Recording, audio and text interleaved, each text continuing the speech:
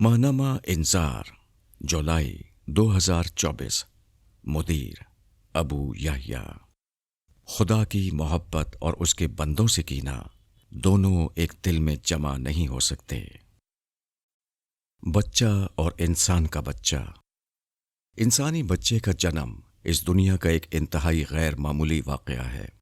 یہ واقعہ اتنا عجیب و غریب ہے کہ اگر روزمرہ کی بنیاد پر ہمارے سامنے نہ ہوتا تو یقین کرنا مشکل ہے کہ ایسی کوئی چیز ہو سکتی ہے۔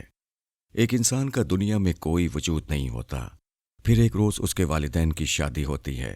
وہ زمینی غذائیں کھاتے ہیں جو انتہائی پیچیدہ عمل سے گزر کر ان کے جسم کو اس قابل کرتی ہیں کہ ان میں اولاد کے جنم دینے والا نظام وجود میں آتا ہے۔ ماں کے پیٹ میں بچہ ایک قطرہ آب سے اپنا سفر شروع کرتا ہے۔ اس اندھیری کوٹری میں خون کے لوتھڑے اور گوشت کی بوٹی جیسے مراحل سے گزر کر ایک جیتا جاگتا بچہ اس دنیا میں آتا ہے جو دیکھتا، سنتا اور سمجھتا ہے۔ اس بچے کے والدین کے لیے یہ ممکن نہ تھا کہ وہ اپنی غذا کو ان اجزاء میں بدلتے جو بچہ بناتے ہیں، اور نہ کسی کے لیے ممکن ہے کہ ماں کے پیٹ میں پانی کے قطرے کو انسان بنانے کے انتہائی پیچیدہ عمل میں مداخلت کر سکے۔ اللہ تعالیٰ انتہائی مشکل مراحل سے گزار کر بچے کو والدین کی گود میں ڈالتے ہیں، جس کے بعد ان سے توقع یہ ہوتی ہے کہ اس حیوانی بچے کو وہ انسان کا بچہ بنائیں گے۔ مگر افسوس کہ والدین بچے کی حیوانی ضروریات جیسے کھانے پینے کو پورا کرتے ہیں، سماجی ضروریات جیسے لباس اور تعلیم وغیرہ کا اہتمام کرتے ہیں، مگر اس بچے کو اعلیٰ اخلاقی تربیت دے کر انسان کا بچہ نہیں بناتے۔ ان کا اصل ہدف ایک بے بس حیوانی بچے کو ایک جوان حیوان کاسب میں بدلنا ہوتا ہے جو بڑا ہو کر پیسہ کمائے اور ان کے بڑھاپے کا بندوبست کرے۔ ایسے والدین کا بڑھاپا شاید کچھ اچھا گزرے، مگر قیامت کے دن یہ بچہ ان کی رسوائی کے سوا کسی چیز میں اضافہ نہیں کرے گا۔ وقت، زندگی اور انسان۔ آئنسٹائن کا شمار انسانی تاریخ کے عظیم ترین سائنسدانوں میں سے ایک میں ہوتا ہے۔ اس نے جہاں دیگر مظاہر فطرت پر غیر معمولی نظریات پیش کیے ہیں، وہیں اپنے عمومی اضافت کے نظریے میں یہ تصور پیش کیا کہ زمان یعنی وقت اور مکان، یا سادہ الفاظ میں مادی اشیاء، دو جدا چیزیں نہیں بلکہ لمبائی، چوڑائی اور اونچائی کے ساتھ وقت چوتھی جہت ہے۔ فرق صرف اتنا ہے کہ باقی تین جہتوں میں ہم آگے پیچھے، اوپر نیچے اور دائیں بائیں اپنی مرضی سے جا سکتے ہیں، مگر وقت کی جہت میں ہم اپنی مرضی کے برخلاف مسلسل اور آگے ہی سفر کرتے ہیں۔ انسانوں کے پہلو سے دیکھا جائے تو وقت کی یہ بحث اتنی مشکل نہیں جس نے ہزاروں برس سے بہترین انسانی ذہنوں کو پریشان کیے رکھا ہے۔ وقت انسانوں کے لیے زندگی کے مترادف ہے۔ ہم پیدا ہوئے تو ہمارے لیے وقت شروع ہو گیا، اور مریں گے تو ہمارے لیے وقت ٹھہر جائے گا۔ پیدائش اور موت کے بیچ کا یہی وقفہ اور یہی وقت زندگی ہے۔ ہم زندگی کے اس دورانیے میں اپنی مرضی سے آگے پیچھے نہیں جا سکتے، مگر ہمارا ذہن ہمیں یہ صلاحیت دیتا ہے کہ ہم اپنی یادداشت سے ماضی سے اپنا رشتہ قائم رکھ سکتے ہیں اور مستقبل کے امکانات کا تصور کر سکتے ہیں۔ یہی وہ انسانی امتیاز ہے جو دوسری مخلوقات میں اس طرح موجود نہیں۔ انسان چاہے تو وہ اپنی اس صلاحیت کو استعمال کر کے ماضی سے بہت کچھ سیکھ سکتا ہے اور مستقبل کے لیے بہتر تیاری کر سکتا ہے۔ ہم چاہیں تو ماضی کی غلطیوں سے سیکھ کر اور اپنی عادات کو بہتر بنا کر صحت اور رویے کو بہتر بنا سکتے ہیں۔ ہم تعلقات کو ٹھیک کر سکتے ہیں۔ ہم تعلیم، معاش اور سماج میں بہتر جگہ کھڑے ہو سکتے ہیں، اور سب سے بڑھ کر آخرت میں بہتر مقام پا سکتے ہیں۔ یہی ہماری اس ذہنی صلاحیت کا بہترین استعمال ہے۔ مشکلات، حوصلہ اور اسٹیون ہاکنگ۔ انسان آسانی چاہتے ہیں، اس لیے فطری طور پر ہر انسان مشکل حالات کو ناپسند کرتا ہے، کیونکہ مشکل کا مطلب جسمانی تکان و آزار، بے سکونی و پریشانی، نیند اور بھوک کا اڑ جانا وغیرہ ہوتا ہے۔ تاہم مشکلات کسی بھی شخص کو اتنا ہی متاثر کرتی ہیں جتنا اس کا حوصلہ ہوتا ہے۔ جن لوگوں کا حوصلہ پست ہوتا ہے وہ مشکلات کے سامنے ہتھیار ڈال دیتے ہیں، مایوس ہو کر بیٹھ جاتے ہیں، سوچنے سمجھنے کا عمل بند کر دیتے ہیں، جد و جہد اور محنت چھوڑ دیتے ہیں۔ بعض اوقات لوگ بیمار بھی ہو جاتے ہیں اور بہت سے لوگ حالات کے سامنے زندگی کی بازی ہار دیتے ہیں۔ اس کے برعکس انسان حوصلے سے کام لے تو وہ مشکلات کو کم کر سکے یا نہیں، مگر وہ خود کو پہنچنے والے ذہنی و جسمانی نقصانات کو کم ضرور کر سکتا ہے۔ ایسے لوگ مشکل حالات میں ایک بہتر حل سوچ کر، محنت اور جدوجہد کر کے، دوسروں سے مشورہ اور مدد لے کر مشکلات سے نکلنے کا کوئی نہ کوئی راستہ ضرور نکال لیتے ہیں۔ یہ نہ بھی ہو تو ان کا صبر اور توکل انہیں مایوس اور مفلوج ہونے سے بچا لیتا ہے، یہاں تک کہ قدرت کا وہ قانون روبہ عمل ہوتا ہے جس میں ہر مشکل کے بعد ایک آسانی آتی ہے۔ اس کی ایک مثال دور جدید کے مشہور سائنسدان اسٹیون ہاکنگ تھے، جنہیں آئنسٹائن کے بعد پچھلی صدی کا سب سے بڑا سائنسدان مانا جاتا ہے۔ وہ 8 جنوری 1942 میں برطانیہ میں پیدا ہوئے۔ عین عالم شباب میں جب ان کی عمر صرف 21 برس تھی، وہ موٹر نیورون جیسی خطرناک بیماری کا شکار ہو گئے، جس میں جسم پوری طرح مفلوج ہو جاتا ہے۔ یہ ایک مہلک بیماری تھی اور ڈاکٹرز نے ان کے والدین کو بتا دیا تھا کہ وہ 2 برس سے زیادہ زندہ نہیں رہ سکیں گے، مگر اسٹیون ہاکنگ نے بیماری کے سامنے سر جھکانے سے انکار کر دیا اور اگلے 55 برس تک وہ دنیا کو اپنے علم سے منور کرتے رہے، یہاں تک کہ 14 مارچ 2018 کے دن ان کا انتقال اسی دن ہوا جب آئنسٹائن کا انتقال ہوا تھا۔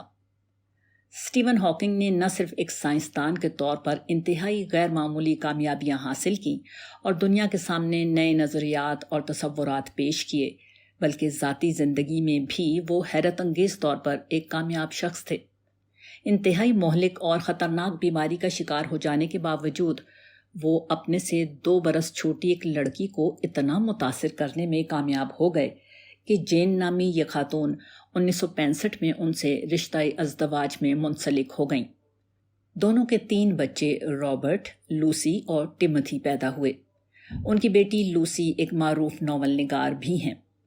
ہاکنگ نے زندگی میں یہ ساری کامیابیاں اس کے باوجود حاصل کیں کہ وہ حرکت کرنے سے معذور اور قوت گویائی سے محروم تھے۔ ہاکنگ کی زندگی اس بات کا ایک زندہ ثبوت ہے کہ انسان جب عزم کر لے اور مشکلات سے نبرد آزما ہونے کا فیصلہ کر لے تو وہ ناممکن کو ممکن بنا سکتا ہے۔ وہ زندگی کی دوڑ میں دوسروں سے بہت آگے نکل سکتا ہے۔ وہ بیماری، معذوری اور محتاجی کو بھی شکست دے سکتا ہے۔ بس شرط یہ ہوتی ہے کہ انسان حوصلہ نہ ہارے، مایوس اور بددل نہ ہو اور بے عمل ہو کر نہ بیٹھ جائے۔ بدقسمتی سے ہمارے ہاں ہر شخص منفی گفتگو کرنے کا عادی ہو گیا ہے۔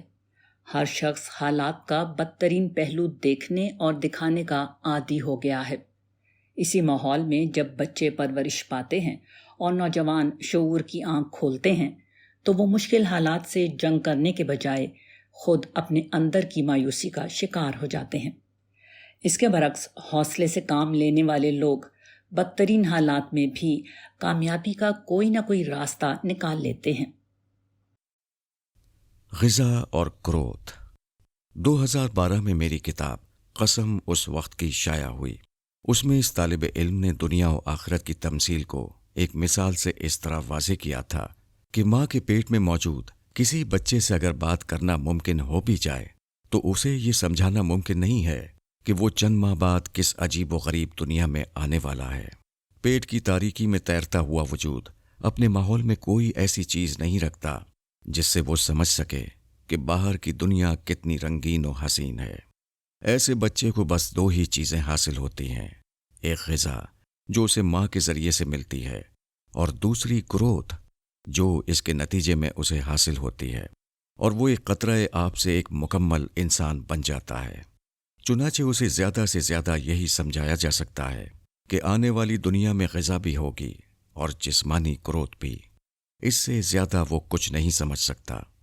یہی معاملہ قرآن کا ہے کہ جب وہ آخرت کی دنیا کا ذکر کرتا ہے تو انہی چیزوں کی مثال دیتا ہے جو موجودہ دنیا میں انسانوں کے ماحول اور تجربے کا حصہ ہیں۔ اس سے زیادہ سمجھنا نہ انسان کے لیے ممکن ہے، نہ قرآن نے سمجھایا ہے۔ تاہم اس دنیا میں ایک چیز ایسی ہے جو بالکل ماں کے پیٹ جیسی ہے اور جس کا نتیجہ اگلی دنیا میں نکلے گا وہ یہ کہ جس طرح ماں کے پیٹ میں بچے کو غذا درست نہ ملے اور اس کی گروتھ میں مسئلہ ہو جائے تو موجودہ دنیا میں موت، معذوری اور جیتی جاگتی جہنم کے سوا اس کے لیے کچھ نہیں بچتا۔ ٹھیک اسی طرح موجودہ دنیا میں اللہ تعالیٰ نے انسانوں کے لیے ایک غذا کا بندوبست کیا ہے جو انہیں اگلی دنیا کے لیے تیار کرتی ہے۔ یہ غذا فطرت میں خیر و شر کا شعور ہے اور وحی کی رہنمائی ہے جو بالکل کھول کر انسان کو بتا دیتی ہے کہ اس کا رب اس سے کیا چاہتا ہے۔ جو لوگ اس روحانی غذا کو بھرپور طریقے سے اپنی زندگی کا حصہ بناتے ہیں ان کی شخصیت میں ایک زبردست ارتقاء ہوتا ہے۔ یہ روحانی ارتقاء روز قیامت کئی پہلوؤں سے ان کی مدد کرے گا۔ یہ ارتقاء ان کے وجود کو اس قابل بنا دے گا کہ وہ جنت کی اعلیٰ اور پاکیزہ بستی میں کوئی مقام پا سکیں گے۔ یہ ارتقاء جنت میں ان کے بلند مقام کا ضامن بنے گا۔ یہ ارتقاء ان کی شخصیت میں حسن و کمال اور مقام و مرتبے میں عظمت و جلال پیدا کر دے گا۔ یہ ارتقاء ان کو اپنے رب کا قرب حاصل کرنے کا عظیم موقع فراہم کر دے گا۔ اس کے برعکس جن لوگوں نے اس روحانی غذا کو اپنی زندگی بنانے سے انکار کیا، فطرت کے خیر و شر اور ضمیر کی صدا پر اپنی خواہشات اور مفادات کو ترجیح دی، وحی کی رہنمائی کو چھوڑ کر خود ساختہ دینداری اختیار کی، پیغمبر کی صدا پر کان دھرنے کے بجائے اپنے تعصبات میں زندگی گزاری، ایسے سارے لوگوں کی شخصیت تزکیے اور ارتقاء کے ان تمام معیارات پر ناکام ہو جاتی ہے جو آخرت کی فلاح کے لیے لازمی ہوتے ہیں۔ ایسے لوگ موت کی سختی، قبر کی وحشت اور حشر کی دنیا کے ہولناک مراحل سے گزریں گے۔ ایسے لوگ قیامت کے دن بد شکل اور بدوضع اٹھائے جائیں گے۔ ایسے لوگ خدا کے حضور اپنی ہر بد کرداری کا حساب دینے کے پابند ہوں گے۔ ایسے لوگ روز قیامت ذلت و رسوائی کا طوق پہنیں گے۔ ایسے لوگ جہنم کی بھڑکتی ہوئی آگ کا ایندھن بنا دیے جائیں گے۔ موجودہ دنیا میں کسی انسان کا سب سے بڑا مسئلہ یہ ہونا چاہیے کہ وہ فطرت کے الہام اور وحی کی رہنمائی کی بنیاد پر اپنی شخصیت کی تعمیر کرے، خدا سے زندہ تعلق پیدا کرے، شرک و بدعت کی ہر غلاظت سے بچے، شیطان اور نفس کے فریب میں نہ آئے، اپنے اخلاق کو پاکیزہ کرے۔ جس شخص کا یہ آج مسئلہ نہیں، نہ اس کی روحانی غذا درست ہے، نہ اس کی شخصی گروتھ ٹھیک ہو سکتی ہے۔ بھارت میں انتہا پسندی کو شکست۔ بھارت الیکشن کے نتائج دنیا بھر کے لیے غیر متوقع ہیں، سوائے ان لوگوں کے لیے جو پچھلے کچھ عرصے سے بھارتی سماج میں پیدا ہونے والی اس مزاحمت کو سمجھ رہے تھے جو مذہبی انتہا پسندی، خدمت کے بجائے بیانیے کی لفاظی اور غریبوں کے بجائے عمراء کے فائدے پر مبنی مودی سیاست کے خلاف پیدا ہو رہی تھی۔ بی جے پی سادہ معنوں میں ایک سیاسی جماعت نہیں تھی، وہ RSS کی 100 سالہ سماجی جدوجہد کا سیاسی روپ تھا۔ اس جدوجہد کا اصل ہدف بھارت کو دنیا کی ایک طاقتور مگر ہندو ریاست بنانا تھا۔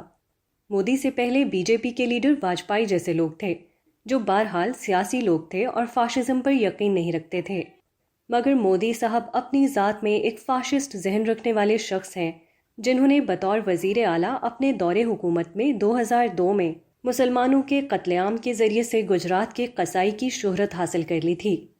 بی جے پی کو 2004 اور 2009 کے 2 مسلسل الیکشنز میں شکست کا سامنا کرنا پڑا، جس کے بعد 2014 کے الیکشن میں وہ وزارت عظمیٰ کے امیدوار کے طور پر سامنے لائے گئے۔ RSS نے ہندوستانی شہری مڈل کلاس میں انتہا پسندی کا جو بیج بویا تھا، اسے یہ لیڈر اپنے خوابوں کی تسکین نظر آیا۔ مودی نے بھی لوگوں کو مایوس نہیں کیا اور اینٹی ہندو، رام مندر جیسے نعروں کے ذریعے سے 282 سیٹوں کی بھاری اکثریت سے انتخابات میں کامیابی حاصل کر لی۔ 2019 میں ان نعروں کے ساتھ پلوامہ کا واقعہ جس میں بھارتی فوجی بڑی تعداد میں مارے گئے، اس کا ملبہ پاکستان پر ڈال کر اور جنگ کی صورتحال پیدا کر کے 303 سیٹوں کا ہدف بھی عبور کر لیا۔ اس کے بعد موجودہ الیکشن میں ان کا نعرہ تھا کہ اب کی بار 400 پار۔ مراد یہ تھی کہ رام مندر کی تعمیر، انڈین مسلمانوں کو سخت دباؤ میں لانے اور پاکستان کے حالات خراب ہو جانے کے بعد ان کے پاس اپنے حلقۂ اثر کو متاثر کرنے کا ایک ہی نعرہ رہ گیا تھا کہ ہندوستانی آئین کو سیکولر سے بدل کر ہندو آئین بنانا ہے، جس کے لیے 2/3 اکثریت کی ضرورت تھی۔ 400 سیٹوں کی شکل میں یہ اکثریت مل جاتی تو پھر بھارتی آئین اور ریاست نے ہمیشہ کے لیے بدل جانا تھا۔ تمام آثار یہی تھے کہ ایسا ہونے جا رہا ہے۔ انتہا پسندانہ سوچ کے علاوہ مودی نے عملی طور پر سماج سے ہر مخالفت ختم کر دی تھی۔ تمام الیکٹرانک میڈیا مکمل طور پر ان کے قبضے میں آ کر سرکاری میڈیا بن چکا تھا، جس کا کام مودی کے حق میں یک طرفہ پروپیگنڈا کرنا تھا۔ ہر بڑا بزنس مین ان کی پالیسی سے فائدہ اٹھا رہا تھا یا ڈرا ہوا تھا۔ عدالتیں ان کے زیر اثر تھیں، جس کا اظہار بابری مسجد میں مسلمانوں کے خلاف فیصلے سے واضح طور پر ہو گیا تھا۔ الیکشن کمیشن میں وہ اپنی مرضی کے ممبرز لگا چکے تھے۔ اپوزیشن سیاسی جماعتوں کو وہ چند ماہ قبل ہونے والے ریاستی انتخابات میں بری طرح شکست دے چکے تھے۔ الیکشن کی صبح ہونے والے ایگزٹ پول بھی یہی کہانی سنا رہے تھے کہ اب کی بار 400 پار۔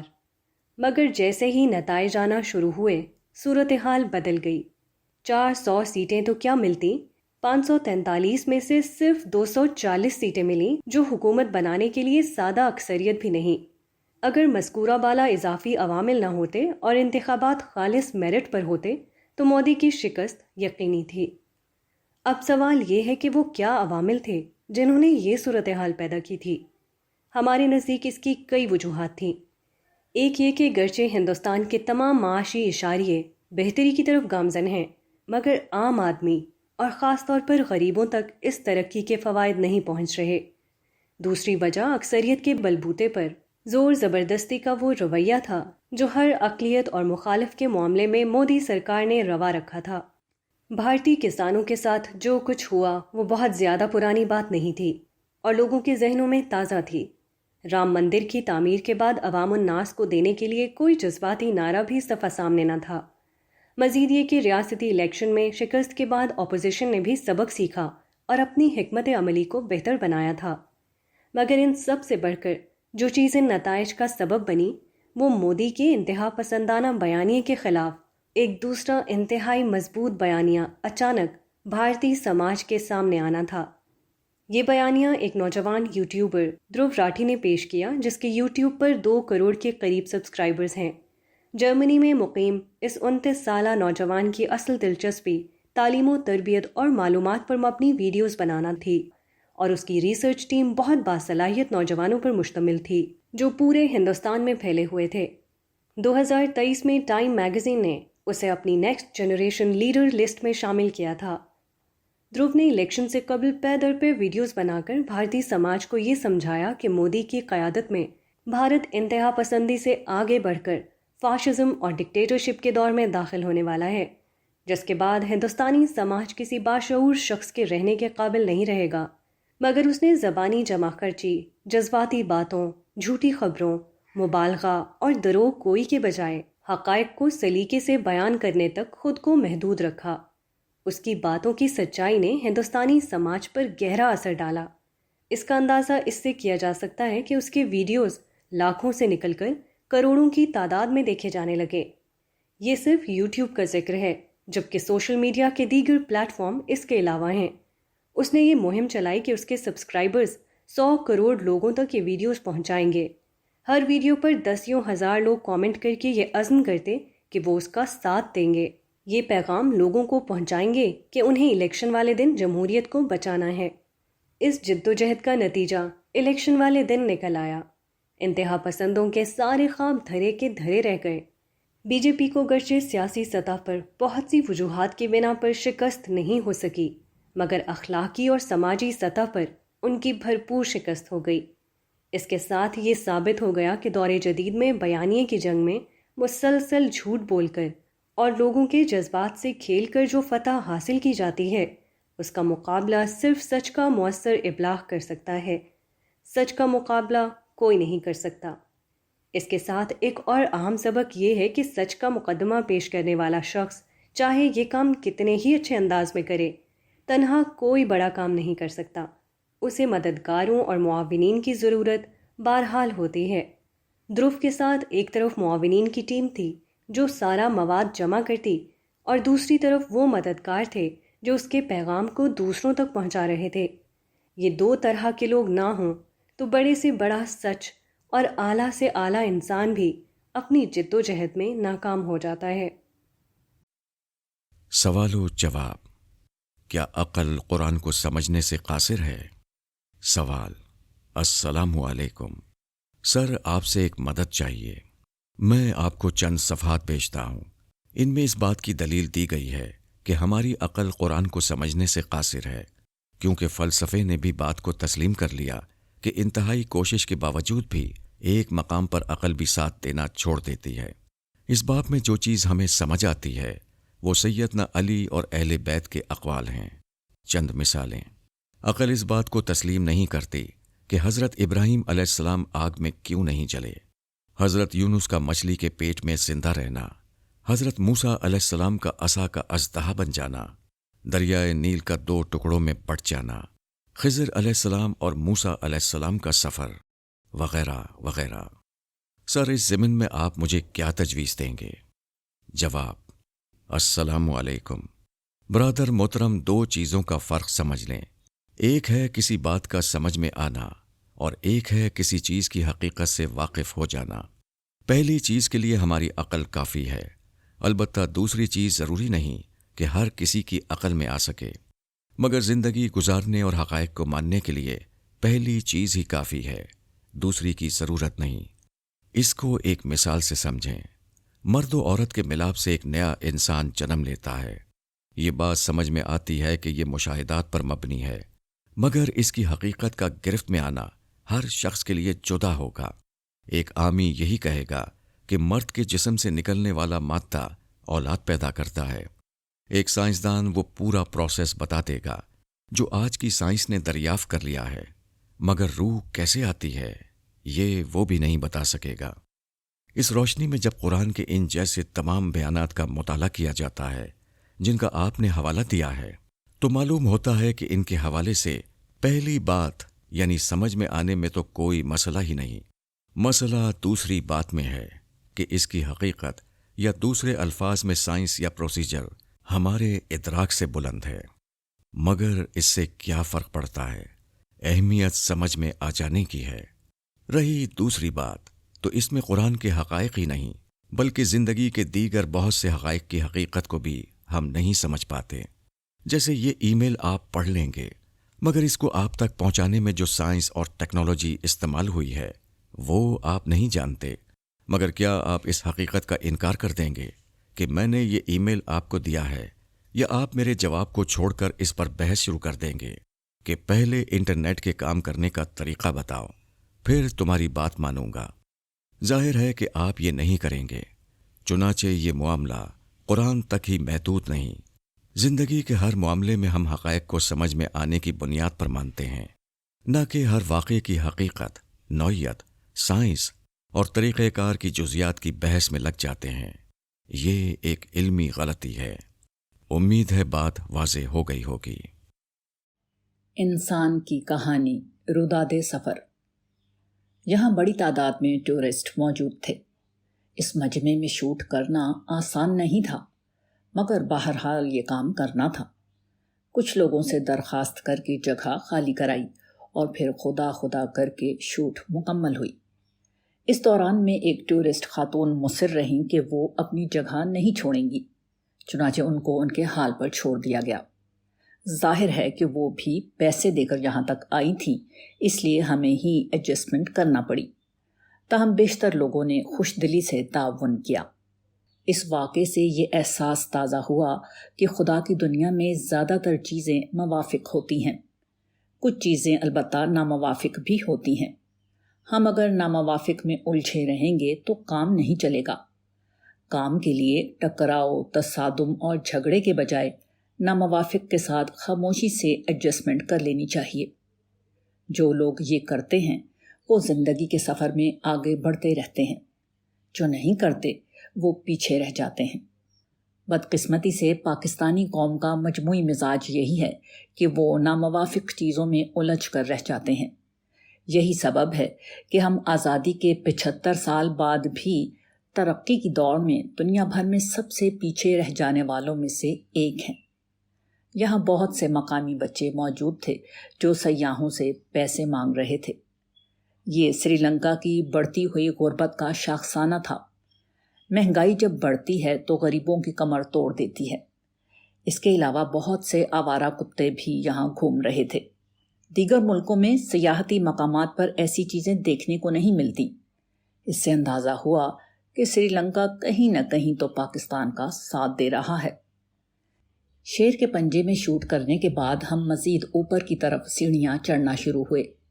سیڑھیاں چڑھتے ہوئے بھی بلندی سے دور دور کا منظر نظر آتا تھا، مگر اول تو یہ بہت پرمشقت کام تھا، دوسرا سیڑھیاں بہرحال ایک پرخطر چیز تھیں اور بہت دھیان سے چڑھنی پڑتی تھیں، اور تیسرا یہ کہ جب توجہ منزل پر ہو تو راہ کی خوبصورتی اہم نہیں رہتی۔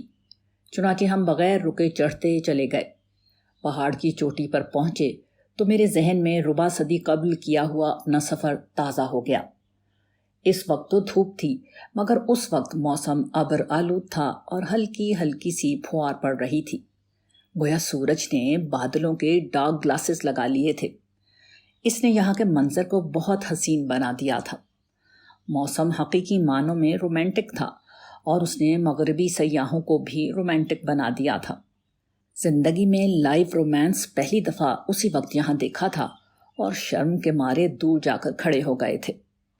تاہم اب چمکیلی دوپہر میں یہ منظر بہت مختلف اور بہت روشن لگ رہا تھا۔ میں اس منظر کی تاثیر میں کھو گیا۔ یہاں ایک طرف دور دور تک فطرت پھیلی ہوئی تھی، اوپر نیلگوں آسمان اور نیچے چاروں طرف دور دور تک پھیلا ہوا سرسبز جنگل۔ فطرت کا ایک بہت دلکش نظارہ ہمارے سامنے تھا، جسے دیکھنے کے بعد پہاڑ چڑھنے کی مشقت ختم ہو گئی۔ جس بادشاہ نے اس پہاڑ کو اپنا دارالخلافہ بنایا تھا، وہ یقیناً اس جگہ کے حسین نظارے سے بہت متاثر ہوا ہوگا، اتنا کہ اس نے اسے اپنا مستقل ٹھکانہ بنا لیا۔ مگر اس کے ساتھ ایک اور چیز مقام عبرت بن کر نظر کے سامنے تھی۔ وہ محلوں اور باغات کے آثار اور باقیات تھیں۔ پہاڑ کی اکثر سطح ہموار میدان کی شکل میں تھی۔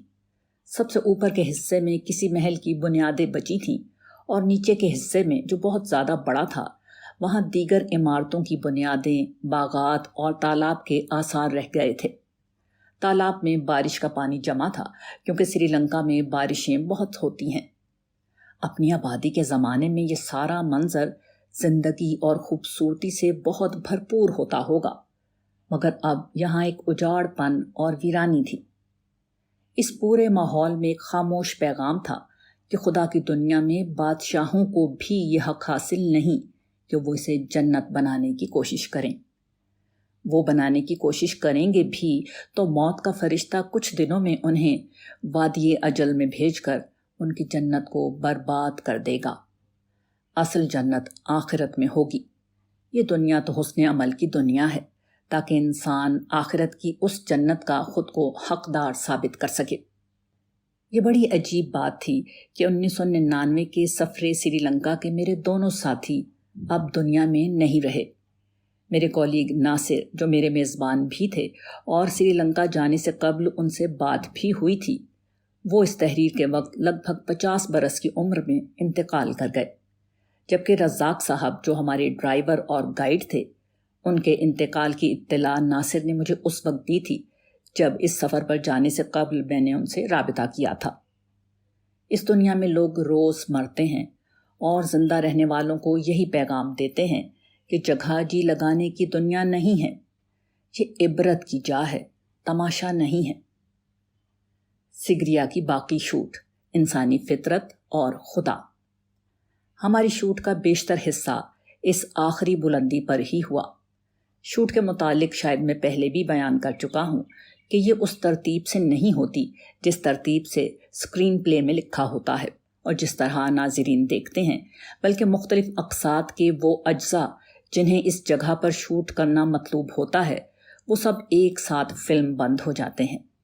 چنانچہ مختلف اقساط کے ڈائیلاگز یہاں شوٹ ہوئے۔ جگہ چونکہ بہت دلکش تھی، اس لیے بغیر ڈائیلاگ کے بھی کافی مناظر یہاں فلمائے گئے۔ قرآن پر اعتراضات کے جواب۔ اعتراض: جب حضرت موسیٰ علیہ السلام آگ دیکھ کر کوہ طور پر پہنچے تو درخت میں سے اللہ موسیٰ سے مخاطب ہوا: اے موسیٰ، میں اللہ ہوں، رب العالمین۔ سورہ قصص آیت نمبر 30۔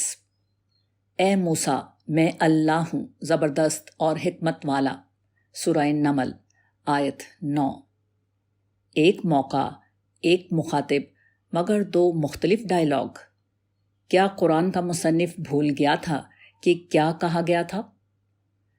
جواب: قرآن مجید میں تضادات دکھانے والے لوگ واقعات کے ضمن میں اس قرآنی طریقہ کار کو سمجھ نہیں پاتے کہ قرآن مجید ایک ہی واقعے کو جب کئی مقامات پر بیان کرتا ہے تو واقعات اور مکالمات کو عام طور پر مکمل نہیں بلکہ اجزاء میں بیان کرتا ہے۔ یعنی اگر کسی موقع پر 10 باتیں کہی گئی ہوں گی تو کچھ کو ایک موقع پر بیان کر دے گا، کچھ کو دوسرے موقع پر، اور کچھ کو بالکل بیان نہیں کرے گا، کیونکہ قرآن مجید کا مقصد تاریخ نویسی نہیں بلکہ واقعات تذکیر و نصیحت کے پہلو سے سنائے جاتے ہیں اور انہی سے متعلق چیزوں کو مختلف پہلوؤں سے دہرایا جاتا ہے۔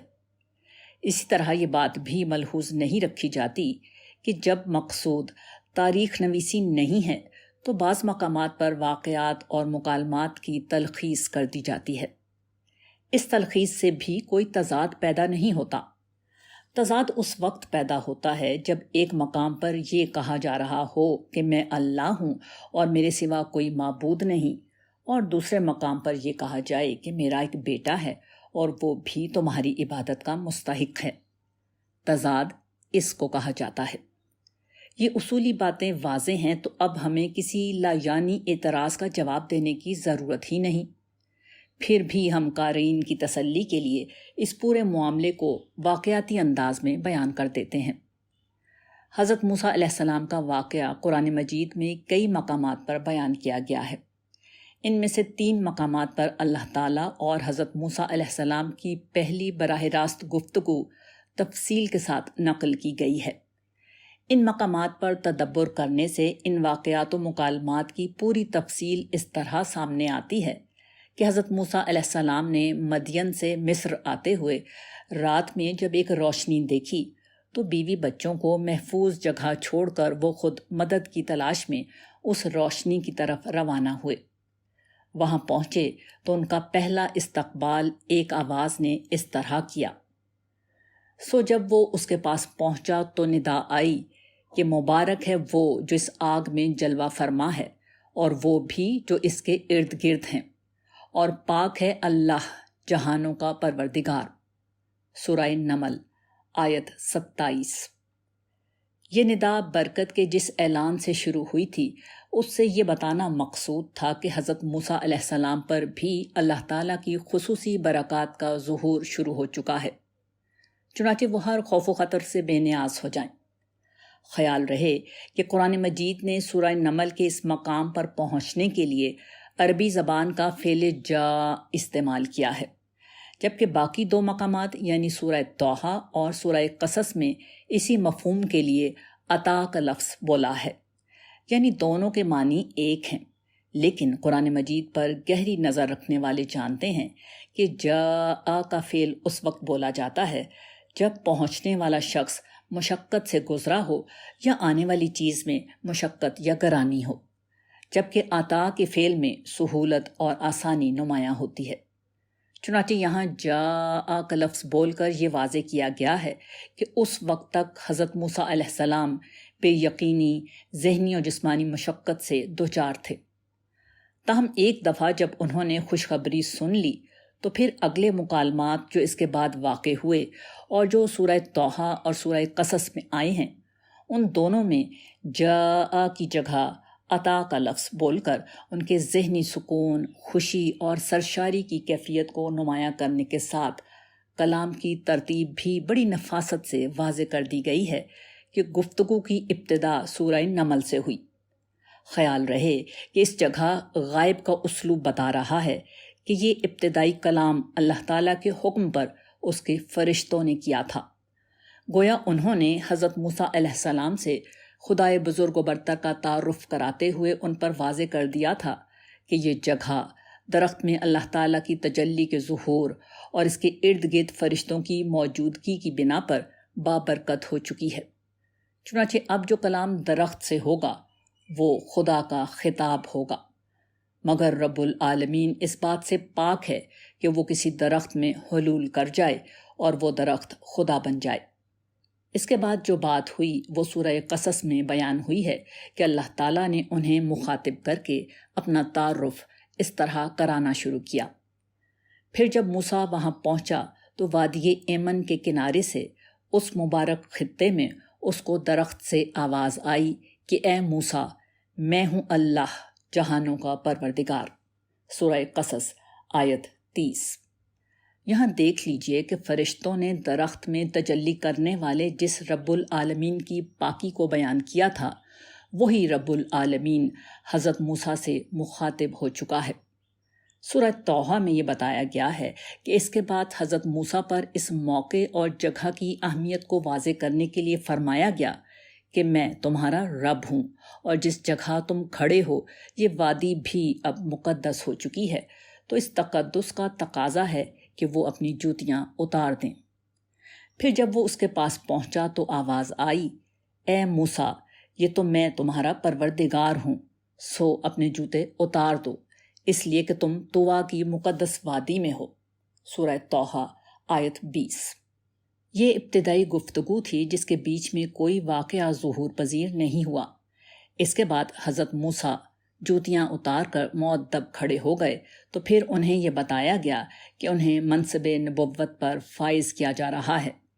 یہ کہ میں اللہ ہوں، میرا کوئی شریک نہیں، قیامت آ کر رہے گی۔ گویا دین کی بنیادی تعلیم جس کی انہیں تبلیغ کرنی تھی ان پر واضح کی گئی۔ اس کے بعد اللہ تعالیٰ نے ان سے ان کی لاٹھی کے متعلق پوچھا کہ یہ تمہارے ہاتھ میں کیا ہے۔ انہوں نے بڑی تفصیل سے بتایا کہ وہ اس لاٹھی سے کیا کیا کام لیتے ہیں۔ یہ سب کچھ سورہ توحہ ہی میں بیان ہوا ہے۔ اب آگے جو کچھ ہونے جا رہا تھا وہ خدا کی قدرت اور حکمت کا بہت بڑا ظہور تھا۔ چنانچہ ذہنی طور پر حضرت موسیٰ علیہ السلام کو تیار کرنے کے لیے ایک جملہ کہا جو سورہ نمل میں اس طرح بیان ہوا ہے، اے موسیٰ، یہ میں ہوں اللہ زبردست اور حکیم، اور اپنی لاٹھی زمین پر ڈال دو۔ سورہ نمل آیت 27۔ اس جملے میں دیکھ لیجئے کہ وہاں پہنچا کے الفاظ نہیں جو اوپر کے تینوں جملوں میں ہیں۔ اس کا صاف مطلب یہ ہے کہ یہاں سورہ قصص اور توحہ میں بیان ہونے والے بیچ کے واقعات حذف کر کے اس وقت کا ذکر ہو رہا ہے جب حضرت موسیٰ کو لاٹھی پھینکنے کے لیے کہا گیا تھا۔ لاٹھی پھینکنے کا یہ ذکر تینوں صورتوں میں ہوا ہے کیونکہ یہ اہم ترین بات تھی۔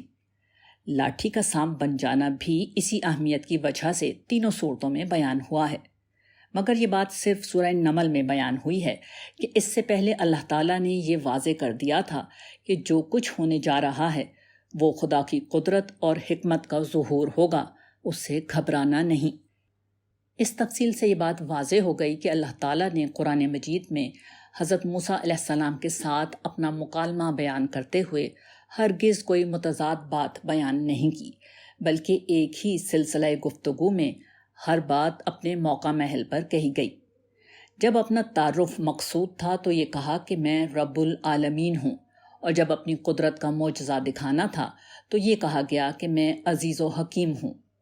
البتہ بیان میں کسی جگہ ایک بات کو نمایاں کر دیا گیا اور دوسری جگہ اختصار کے پیش نظر اسے حذف کر دیا گیا۔ چنانچہ قرآن نے نہ کسی تکرار سے کام لیا ہے، نہ اس کی بات میں کوئی تضاد ہے، بلکہ سارے مقامات مل کر ایک مربوط گفتگو کو سامنے لاتے ہیں جس کا ہر جملہ اپنے اندر ایک معنویت لیے ہوئے ہے۔